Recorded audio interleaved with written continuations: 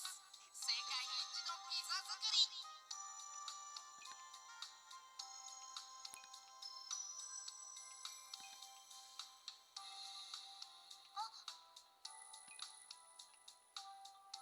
ねえ、ルルーシュ見なかった？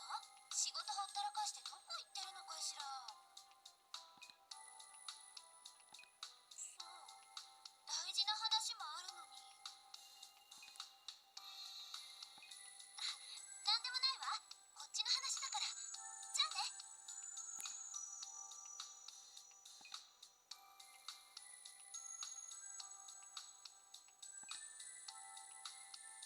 さあ、いよいよ始まりました。世界一のピザ作り。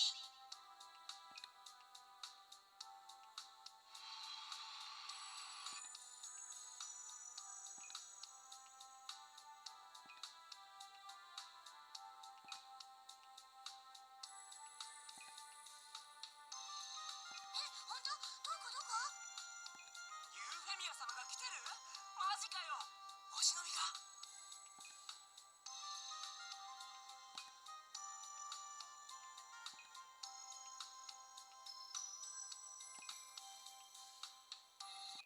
私ユーフェミアリ・ブリタニアは富士山周辺に行政特区日本を設立することを宣言いたします。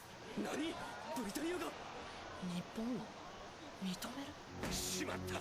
その手があったか。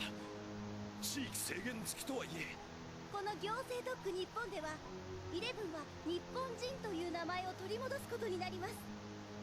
イレブンへの規制並びにブリタニア人の特権は特区日本には存在しません。ブリタニア人にもイレブンにも平等の世界なのです。